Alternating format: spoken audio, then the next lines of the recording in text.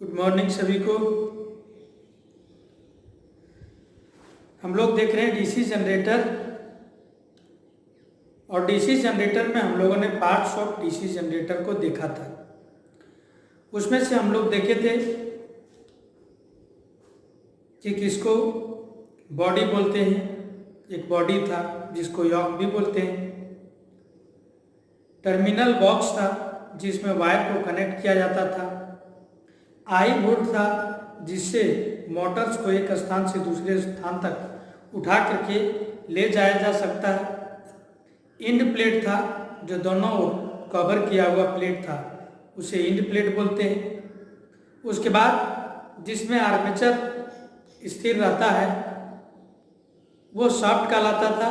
Shaft पर ही armature का binding किया जाता है, और आर्मेचर से जो करंट जिससे लिया जाता है वहाँ कम्यूटेटर लगा हुआ रहता है जो कॉपर का बना हुआ रहता है, कॉपर का छल्ला रहता है, बीच बीच में कटा सा रहता है, ठीक है। और कॉपर के जो वो कम्यूटेटर है उसी से करंट लेने के लिए एक कार्बन ब्रश का प्रयोग किया जाता है, और कार्बन ब्रश में जो तार लगे हुए थे उसको पिग टेल के नाम से हम लोग जानते थे। तो इतना तक हम लोगों ने पढ़ा था। आइए अब नेक्स्ट हम लोग पढ़ते हैं।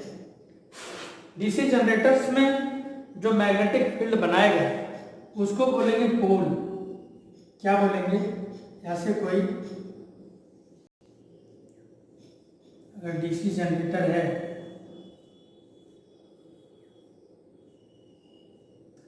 तो यहाँ इस प्रकार से बाइंडिंग किया हुआ रहता है अंदर में, ठीक है।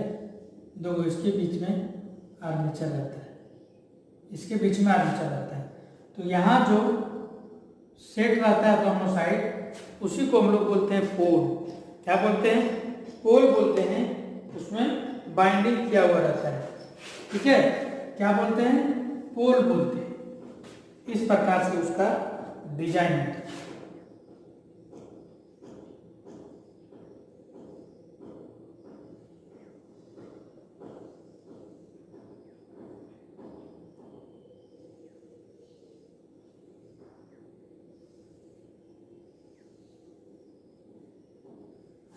इसी में क्या रहता है? इसी में बाइंडिंग किया हुआ रहता है, ठीक है। इसी में बाइंडिंग किया हुआ रहता है और इसमें रहता है।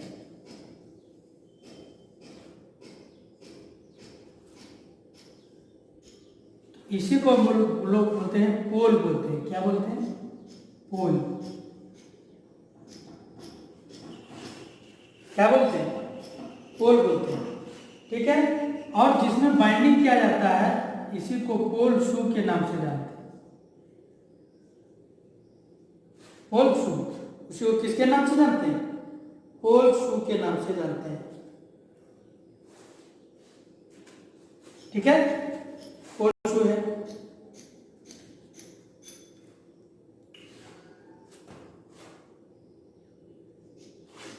ये पोल शू है। और इसी के बीच में जो रहता है, बीच में जो रहता है वो आर्मेचर होता है। ये बीच में घूमता है,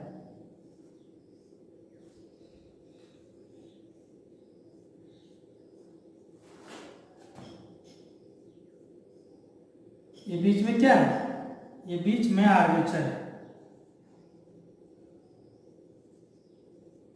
और यही कार्बन ब्रश लगा हुआ रहता है जिससे हम लोग करंट को क्या करते हैं? बाहर निकालते हैं, ठीक है।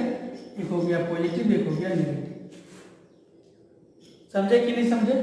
ये हो गया आर्मेचर, ये हो गया पोल जिसमें बाल्ट है उसको पोल शू बोलते हैं। ये हो गया आर्मेचर, ये हो गया कम्यूटेटर, और इसी में कार्बन ब्रश लगा हुआ होता है। तो ये था उसकी संरचना, ठीक है। क्या था? इसकी संरचना था। अब हम लोग जानेंगे, ठीक है, कि कैसे ये कार्य करता है, ये चीज समझेंगे।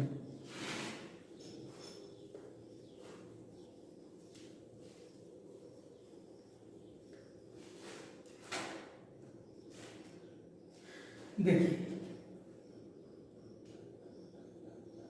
इसमें करंट की जो दिशा निकाली जाती है वो फ्लेमिंग के वाम हस्त नियम से निकाला जाता है। हम लोग जानेंगे फ्लेमिंग के दायां हाथ का नियम, ठीक है, राइट हैंड रूल। जनरेटर में राइट हैंड रूल और मोटर में जो है वो लेफ्ट हैंड रूल चलता है। तो ये कैसे इसमें जो करंट की दिशा ज्ञात करने के लिए फ्लेमिंग का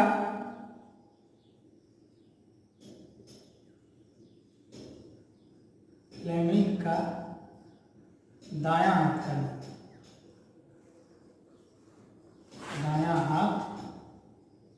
का नियम, ठीक है। फ्लेमिंग का राइट हैंड रूल, ये फ्लेमिंग का राइट हैंड रूल क्या कहता है, इसी से जो है हम लोग डीसी जनरेटर की करंट की दिशा को ज्ञात करते हैं। फ्लेमिंग जो थे उसने एक नियम दिया कि अगर दाहिना हाथ के 3 अंगुली, कौन कौन, ये थंब हो गया, ठीक है, ये एक मिडिल हो गया और एक फर्स्ट अंगुली हो गया, ठीक है। तो ये तीनों अंगुली अगर हम लोग 90 डिग्री में रखते हैं, तीनों अंगुली अगर हम लोग 90 डिग्री में रखते हैं तो ये जो थंब है, ठीक है, थंब ये दिखाएगा किसको, मोशन को। इसको याद रखने के लिए आप इस प्रकार से याद रख सकते हैं, मदर, ठीक है, फादर और चाइल्ड। क्या, मदर, फादर और चाइल्ड, यानी इस प्रकार से अंगुली रहेगा, ठीक है, दाहिना हाथ के नियम में। और ये मोशन को दिखाएगा, ठीक है, ये अंगुली किसको, मोशन को दिखाएगा, ये दिखाएगा फ्लक्स को और ये दिखाएगा करंट की दिशा। तो फ्लेमिंग कहता है कि अपने दाहिने हाथ के 3 अंगुली को, ठीक है, थंब को, फर्स्ट को और मिडिल को, ये तीनों अंगुली को जो है अगर हम लोग 90 डिग्री में रखते हैं तो थंब मौसम की दिशा दिखाएगा, फर्स्ट अंगुली फ्लक्स को दिखाएगा और जो मिडिल अंगुली है वो किसको दिखाएगा, वो दिखाएगा करंट की दिशा, ठीक है। ये चीज होता है।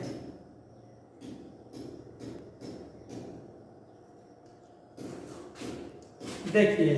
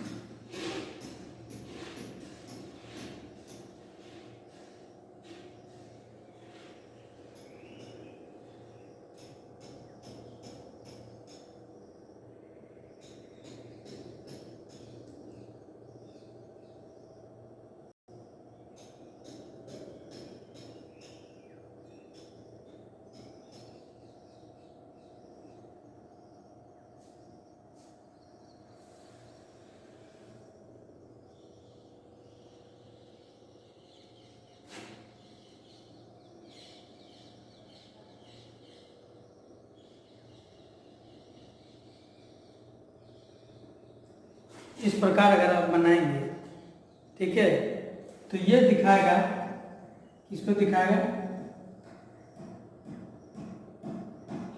ये दिखाएगा मोशन को, मदर, फादर और चाइल्ड, ठीक है, ये दिखाएगा मोशन को,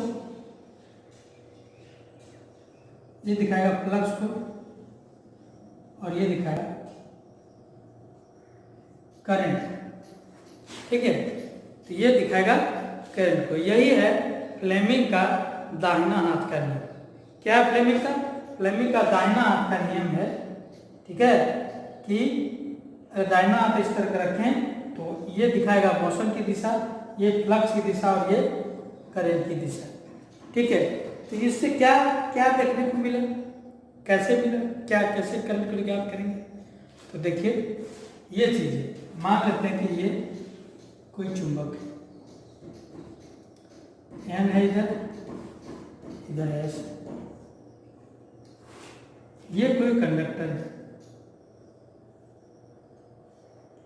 यहाँ कोई कंडक्टर है। तो इस कंडक्टर में करंट किधर चलेगा? इस कंडक्टर में करंट इधर से चलेगा, इधर से चलेगा, ये डिपेंड करेगा। ये देखिए सबसे पहले फ्लक्स इधर जा रहा है, एन से एस की ओर जा रहा है। तो सबसे पहले एक अंगुली हम लोग जो है फ्लक्स की ओर कर देंगे, ये हम लोग फ्लक्स की ओर कर देंगे। ठीक है, आप देखेंगे कि ये जो है आर्मेचर घुमा कैसे रहे हैं। ये हम लोग ऐसे घुमा रहे हैं, इधर से घुमा रहे हैं, किधर घुमा रहे हैं, हम लोग इसको ऐसे घुमा रहे हैं कि इस तरीके से घुमा रहे हैं। किधर से घुमाएंगे? जिधर से घुमाएंगे। सबसे पहले फ्लक्स ये हो गया। अब मोशन, अगर हम लोग नीचे की ओर, इसको नीचे की ओर ले जाते हैं, ठीक है, इसको अगर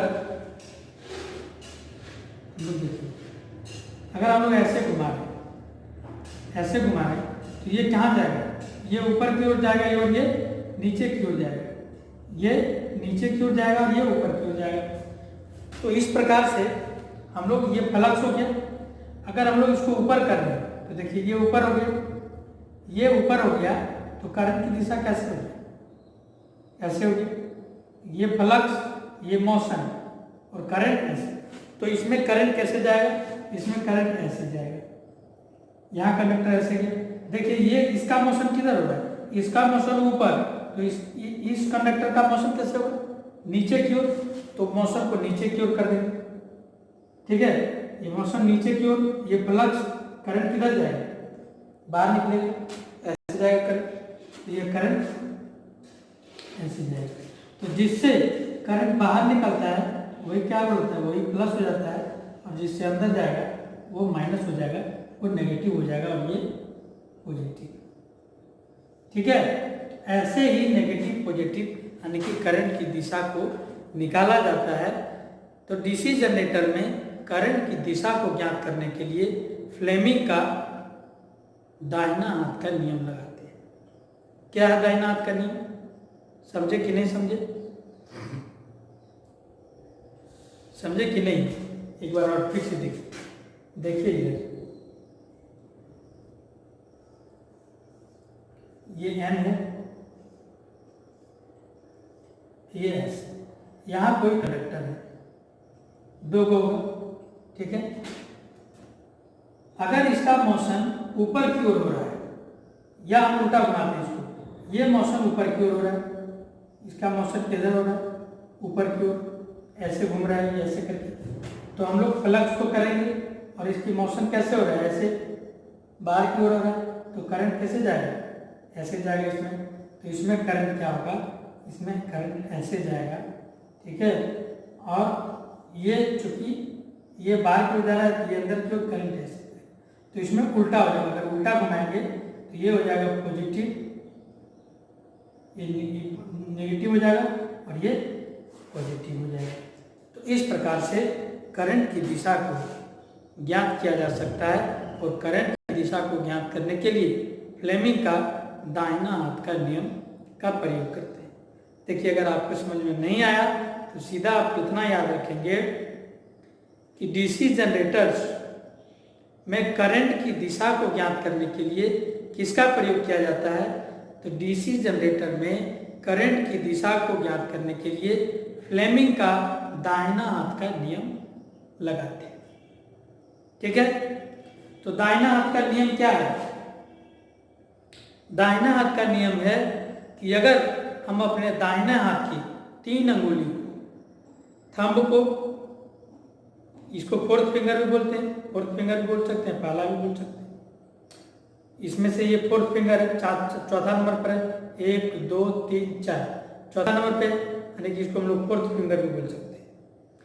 थंब, फोर्थ फिंगर और मिडिल फिंगर, ये तीनों अंगुली को अगर हम लोग 90 डिग्री में रखते हैं, देखिए ये और ये 90 डिग्री है, ये और ये आपस में 90 डिग्री है, ये और ये आपस में 90 डिग्री। तीनों अंगुली को अगर हम लोग 90 डिग्री में रखते हैं तो क्या होगा? ये होगा मदर, ये होगा फादर, और ये होगा child. Mother, father, child. Motion, flux, current, motion, flux और करंट। अगर थंब मोशन को दिखाता है और फ्लक्स को दिखाता है तो मिडिल अंगुली क्या दिखाएगा? तो मिडिल अंगुली दिखाएगा करंट की दिशा। मिडिल अंगुली किसको दिखाएगा? करंट की दिशा को दिखाएगा। यही है फ्लेमिंग का दाहिना हाथ का नियम, दाहिना हाथ का रूल। ठीक है, डीसी जनरेटर दाहिना हाथ, ये याद रखिएगा।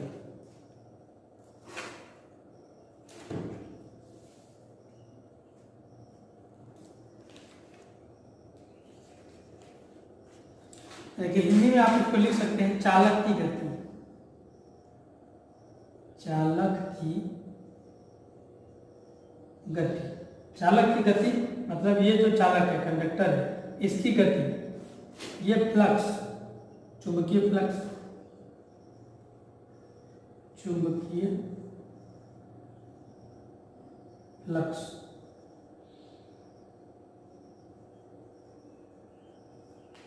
चुंबकीय फ्लक्स और हो गया ही विद्युत धारा, विद्युत धारा। ठीक है, ये चीज आप याद रखेंगे, यही क्वेश्चंस में पूछा जाता है। क्वेश्चंस में ऐसे भी पूछा जाता है कि फ्लेमिंग के दाहिना हाथ का नियम मिडिल फिंगर किसको दर्शाता है? फ्लेमिंग के दाहिना हाथ का नियम थंब अंगुली की जो है क्या दर्शाता है? फ्लेमिंग के जो दाहिने हाथ का नियम है, तीनों अंगुली कितने डिग्री पर रखा जाता है? तो 90 डिग्री पर रखा जाता है। ठीक है, याद रखने के लिए मदर फादर चाइल्ड याद रखेंगे। ठीक है, तो आज समझ गए आप इतना ही। दूसरा चीज तो बताएंगे तो थोड़ा लेट लगेगा, यानी कि डीसी जनरेटर का ईएमएफ बताएंगे, ईएमएफ कैसे इसमें निकाला जाता है, कैसे कितना वोल्टेज ये डेवलप करेगा। जिस प्रकार हम लोग ट्रांसफार्मर में पढ़े थे कि कैसे बाइंडिंग में वोल्टेज कितना डेवलप करता है, उसी प्रकार डीसी जनरेटर में भी हम लोग वोल्टेज डेवलप को पढ़ेंगे, जिसको हम लोग EMF equation of DC generators के नाम से जानते हैं। आज इतना ही, मिलते हैं अगली क्लास में। हमारे साथ जुड़ने के लिए आप सबों को बहुत बहुत धन्यवाद।